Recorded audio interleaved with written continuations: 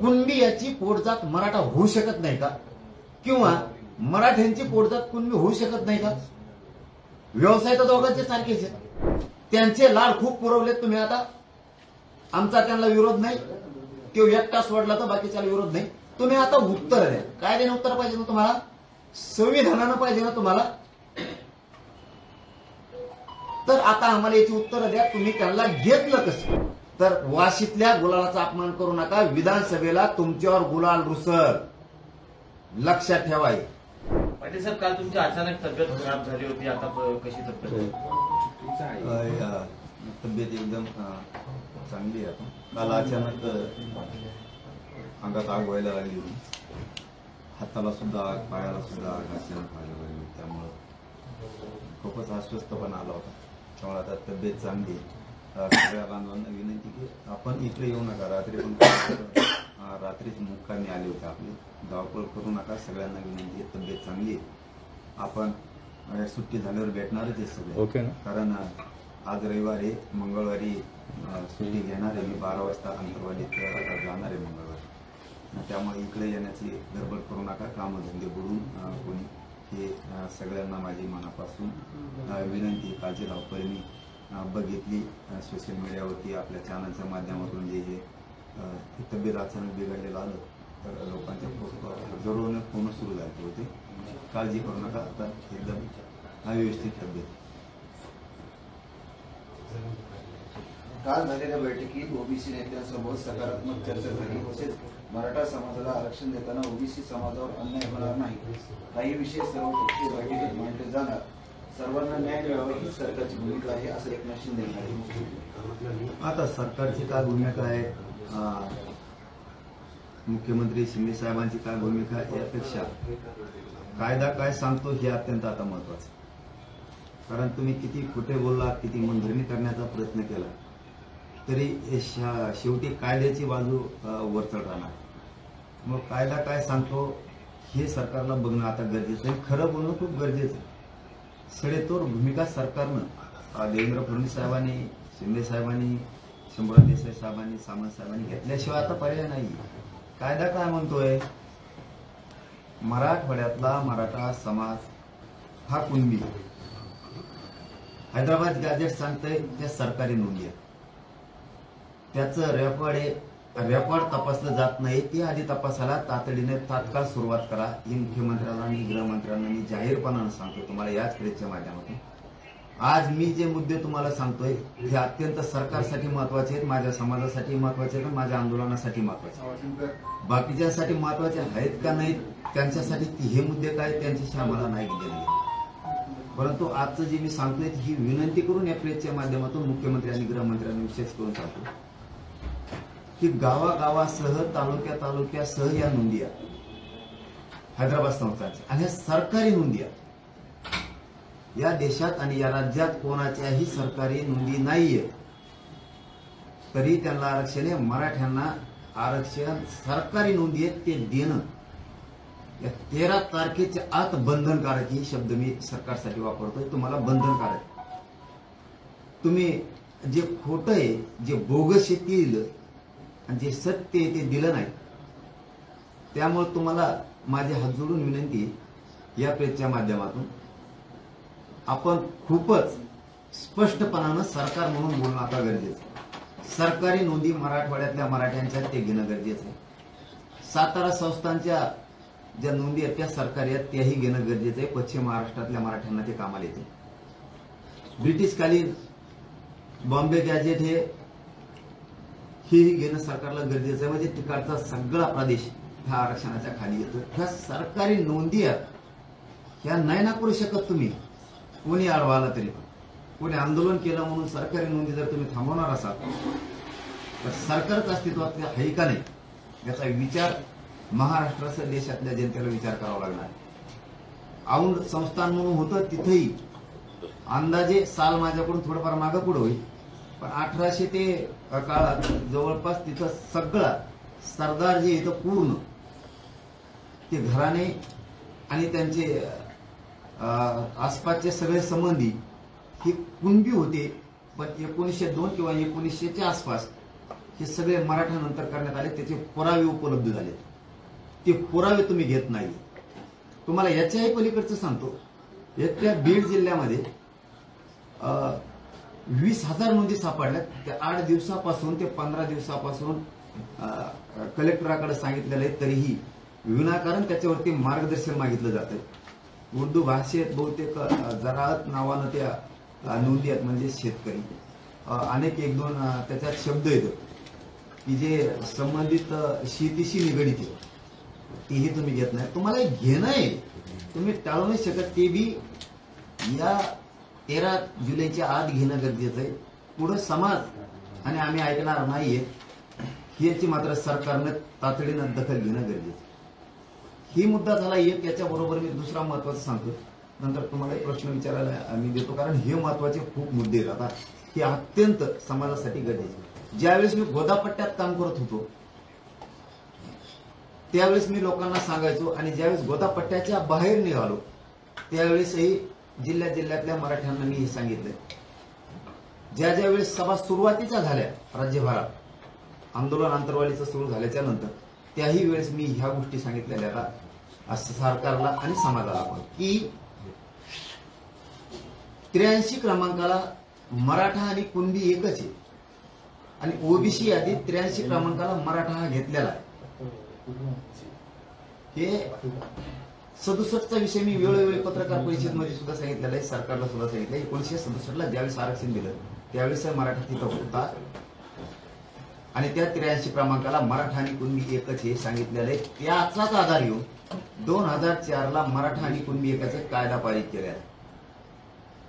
मग जर 1967चं दिलेलं आरक्षण अस्तित्वात आहे आतापर्यंत, तर त्याच्यात कुणबी म्हणून मराठ्यांची नोंद आहे. याचाच अर्थ मराठा आणि कुणबी एकच. आता याला जोडून जर सरकारचं म्हणणं असं असलं की कुणबी त्या 83 क्रमांकाला आहे, त्या 1967ला 180 जाती घातल्या. मी पुन्हा जुनी आठवण समाजालाही करून देतोय आणि सरकारला सुद्धा करून देतोय. 180 जातीच्या घातल्या, त्यात कुणबी आहे. सरकारचं जर असं म्हणणं असेल कुणबी हा वेगळा आहे, मराठा हा वेगळा आहे, म्हणून आम्हाला तुम्हाला देता येत नाही, तर माझा एक असा प्रश्न आहे की ज्या प्रमुख जाती घातल्या त्यानंतर, आधी प्रमुख जाती घातल्या त्यानंतर ज्या जाती घातल्या, म्हणजे 94ला, त्यावेळेस जवळपास 300-350 जाती झाल्या. हे मी प्रत्येक विचारायचो की ह्या जाती झाल्या कुठे, त्या घेतल्या कशा. तर त्यांचं उत्तर असं होतं, गिरीश माझे साहेबांचं मला उत्तर होतं सुरुवातीला ज्यावेळेस ते अंतरवालीला आले त्यावेळेस. त्यांना मी प्रश्न विचारला होता, मराठा आणि कुणबी एकच आहे, 83 क्रमांकाला जर मराठा जाते तर मराठ्यांना का घेतलं नाही. तर त्यांचं उत्तर असं होतं की मराठा वेगळा आहे आणि कुणबी वेगळा आहे, ते करता येत नाही. तर मग मी त्यांना सांगितलं होतं की जर उदाहरणार्थ एक माळी समाज आहे किंवा एक मुस्लिम समाज आहे किंवा एखादा XYZ धरून चला, कोणीची जात हे आपण उदाहरण म्हणून देतो, ती तर एकटीच आहे. मग तुम्ही माळी असताना उदाहरणार्थ, तर मग तुम्ही बाकीच्या पोट जाती माळ्यांच्या कसं काय घेतल्या, बाकीच्या जाती कशा घेतल्या, असं मी त्यांना विचारलं होतं. तर त्यांनी सांगितलं की त्यांची उपजाती, की त्यांची पोट जाती, असं त्यांचं उत्तर होतं. म्हणून त्यांच्या 8, 10, 11 असणाऱ्या जाती एका जातीवर पोट जाती म्हणून घेतल्या. मधी शब्द आहे मराठ्यांच्या आणि कुणबीच्या तत्सम असा शब्द आहे. मग मी त्यांना असा प्रश्न विचारला होता की जर ती त्यांची पोटजात होऊ शकते तर कुणबी याची पोटजात मराठा होऊ शकत नाही का, किंवा मराठ्यांची पोटजात कुणबी होऊ शकत नाही का. व्यवसाय तर दोघांचे सारखेच आहे. जर यांचा व्यवसाय सारखा आहे म्हणून त्यांना पोटजात म्हणून, उपजात म्हणून जर घेतली असली तुम्ही पोटजात म्हणून, कारण तत्सम शब्दाचा अर्थ असा होतो तसा, तोच नाही. मी इतकं फोडून सांगितलं होतं, त्यावरचं रेकॉर्डिंग सुद्धा आता बाहेर कामी सुद्धा काढणार आहेत आणि चॅनलच्या बांधवाकडे सुद्धा येत आहे. मी त्यांना सांगितलं होतं तत्समचा अर्थ तसा होतोय. उदाहरणार्थ मी आहे आणि माझ्यासारखा चेहरा समोरच्याचा पण, तर तो तोच नाही होऊ शकत. माणसं म्हणू शकत नाही हा तो तोच आहे. लोक म्हणू शकतात हा तो तसाच आहे. तत्समचा अर्थ तसा होतो तोच नाही होत. तर मग कुणबी मध्ये तत्सम मराठा आहे तर त्याचा अर्थ होतो तसा. याचा अर्थ कुणबी सारखा तसा तो दिसतोय. म्हणजे कुणबी हा शेती करतोय तर तसाच हा मराठा दिसतोय. असंच म्हणून तुम्ही बाकीच्यांच्या सुद्धा घेतलेल्या 180 जातीच्या पोट जाती घेतल्या की त्या तशा दिसतात. तत्सम जात शब्दामध्ये म्हणून तशा दिसतात.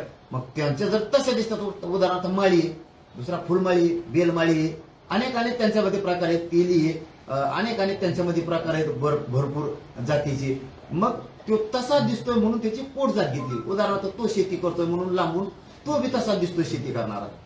तो बेल विकणारा दिसतोय तर तो फुल विकणारा दिसतोय. म्हणजे तसा तो दिसतोय तसा मराठा दिसतोय ना. मग म्हणजे त्यांच्याकडे शेती आहे कुणबीकडे मराठवाड्यातल्या, आणि आमच्याकडे काय समुद्र काय का वाटी आणतो की इकडं. मग ते गप बसले. आणि त्यांचा मग शब्द होता असं करायचं, असं आधार लागतो, नोंदी लागतील आणि मग कायदा पारित करावा लागणार. मग जर 83 क्रमांकाला मराठा जाती ती बी 1967 दिलेल्या आरक्षणात, त्याच्यानंतर 94ला ह्या 16% आरक्षण वाढून बाकीच्या जाती घातल्या पोट जाती म्हणून, तर मराठा का घातली नाही हे दोन मुद्दे अत्यंत आता महत्वाचे आहेत आमच्यासाठी. जर मराठा शासकीय नोंदीवरती कुणबी म्हणून असेल तर मराठा आणि कुणबी एकचे सिद्ध करणारे पुरावे आम्ही द्यायला तयार आहेत. नसता तुम्ही तरी आम्हाला सांगा येऊन सरकारनं की मराठा आणि कुणबी एक नाही. जिथं मागेही सांगितलं होतं मी, हे शब्द मी मुद्दाम आठवणीत आणून देतोय. काहींचं म्हणणं आहे आम्हाला मराठा म्हणून राहायचं, आम्हाला कुणबी व्हायचं नाही. इथं काय जोर जबरदस्ती नाही. ज्याला घ्यायचं त्याने घ्या, ज्याला घ्यायचं ते घेऊन.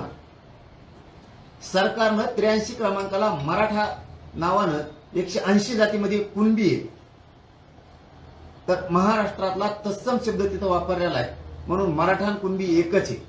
सगळ्या मराठ्यांना कुणबी प्रमाणपत्र देणं आवश्यक आहे, कारण मराठ्यांच्या तिथं सरकारी नोंदी आहे.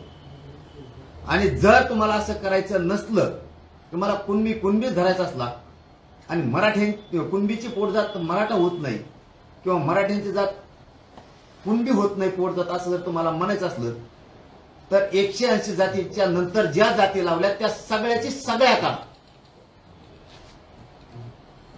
94ला दिलेलं आरक्षण सगळं रद्द करा. त्याची शोध पत्रिका काढा. हे दिलंय कशाच्या आधारावर आणि काय म्हणून दिलंय हे मराठ्यांना कळणं 13 जुलैच्या आत गरजेचं आहे.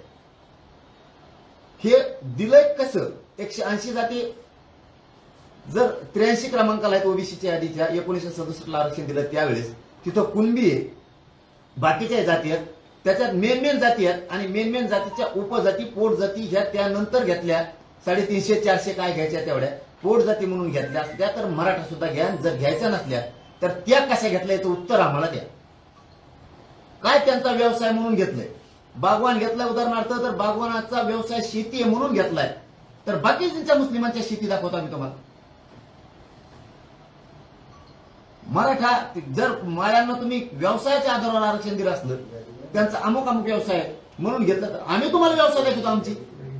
ते जर बागायती शेती करतायत माळी म्हणून त्यांना दिले, आम्ही शेतकरी मराठ्यात दाखवतो. आम्हाला उत्तर द्या आता, उत्तर. ते तसले गोड बोलू नका आता. त्यांचे लाड खूप पुरवलेत तुम्ही आता. आमचा त्यांना विरोध नाही, तो एकटा सोडला तर बाकीच्याला विरोध नाही. तुम्ही आता उत्तर द्या. काय देणं उत्तर पाहिजे ना तुम्हाला? संविधानानं पाहिजे ना तुम्हाला?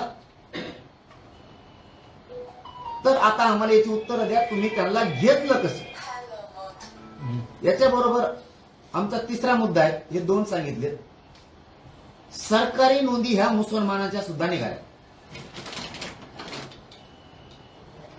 जर त्यांच्या मुसलमानाच्या कुणबी म्हणून नोंदी निघाल्यात, लिंगायत समाजाच्या निघाल्यात, मारवाडी समाजाच्या निघाल्यात, ब्राह्मण समाजाच्या निघाल्यात, आणखीन लोहार समाजाच्या निघाल्या. जर यांच्या नोंदी सरकारी निघाल्यात, हे शेतकरी आहेत, कुणबी आहेत म्हणून, तर मुस्लिमांना सुद्धा ओबीसीतूनच आरक्षण दिलं पाहिजे. त्यांच्यावर सुद्धा अन्याय नाही झाला पाहिजे. जे कायद्याने बोलायचं तुम्हाला आता, तर आता कायद्याने बोला. त्याच्यात 5 पटेलांचं नाव सांगतो, त्यांची कुणबी म्हणून नोंद निघाली. एकच नाव सांगतो. जर मुस्लिमांची कुणबी सरकारी नोंद म्हणून निघाली असली तर सगळ्या मुस्लिमांना या राज्यातल्या तुम्ही कुणबी म्हणून ओबीसीत आरक्षण दिलं पाहिजे. तुम्ही कसे देत नाही तेच बघतो मी आता. तुम्हाला कायदे चालायचंय ना. जर बाकीच्यांच्या नोंदी निघायला लागल्या आणि यांना दिलं ना 67च्या नंतर यांची एकाची नोंद नाही उकडच, तुम्ही यांना कशाच्या आधारावर 16% आरक्षण दिलं? आमच्या पाठीत खंजीर खुपसून आमचं वाटोळं करून तुम्ही दिलं कसं? परत हेच म्हणतात आमच्या आरक्षणाला धक्का लावता. ही भूमिका आम्हाला पसंत नाही. इतके दिवस आम्ही भाऊ म्हणून मागलो, तुम्ही प्रत्येक वेळेस आमच्या ताटात औषधच घालायचं काम केलं प्रत्येक वेळेस, तरी आम्ही सोडूनच देत राहिलो. तुम्ही कशाचा आधार नसताना आरक्षण घेतलं? आम्हाला आधार आहे ना, सरकारी नोंदीचा, कायद्याचा आधार आहे. मुस्लिमांना आहे, मारवाड्याला आहे, ब्राह्मणांना आहे. ज्याला घ्यायचे मी नाव घेतो याचे ते घेते, नाही तर नका घ्यायला. पण त्यांच्या कुलमी म्हणून निघाल्या, त्यांना देणं आवश्यक. तुम्ही कसे देत नाहीत? लोहार समाजाचे निघाले, काही कुंभार समाजाचे निघाले, का देत नाहीत तुम्ही? त्यांच्यावर का अन्याय करताय? ओबीसीत त्यांना का आरक्षण देत नाहीत तुम्ही? काय कारण आहे तुमचं न देण्याचं? यांना सुद्धा आता मिळालं पाहिजे, त्यांच्यावर बी अन्याय होता कामा. आता हे सगळंच लफडं सगळं सुरू आता. बेकायदेशीर बोगस आरक्षण दिलं कोणालाच नोंदी नसताना, ते तुम्ही कायदेशीर मानायला लागला. नाही तर पुरंच रद्द करून टाका, घटनेने दिलेलं सोडून. ओरिजिनल महामानव डॉक्टर बाबासाहेब आंबेडकरांनी दिलेले, त्याच्यानंतर दिलेलं जे आरक्षण आहे कायद्यानं, अंमल ऍक्टला बाजूला सारून 16% कशाचा आधार न घेता दिलेलं, पोटजाती उपजाती म्हणून दिलं. आणि मराठ्यांचं कुणबीचं असून सुद्धा आत्ता आम्ही विदर्भातले खानदेशचे कुणबी एक आहेत. आत्ता तुम्हाला विधानसभेत दिसतो ना, माहित करायचं, कारण कुणबी मराठी एकच आहे. तुम्हाला पुढचा बी काच का सांगतो. मग आम्हाला का कुणबी मराठी एक म्हणून देऊ, पोटजात म्हणून देऊ शकत नाही तुम्ही? बाकीच्या जसं दिले आम्हाला. आता निकषच सांगा, यांना आरक्षण देण्याचे निकष काय? नसता ते वरचं 16% सगळं उडून टाका. नसता आम्हाला याच्या विरोधात रस्त्यावर उतरावं लागणार. 3 मुद्दे सांगितले तुम्हाला, आता चौथा सांग. सगळे सोयऱ्यांची अंमलबजावणी आमच्या व्याख्याप्रमाणे देता येत असली तर द्या,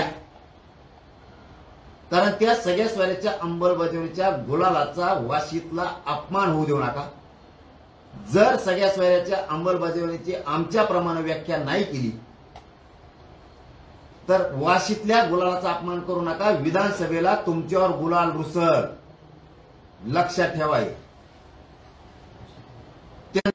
तुम्ही सांगितलं होतं आमची व्याख्या घेतो आणि अबकड सुद्धा करतो.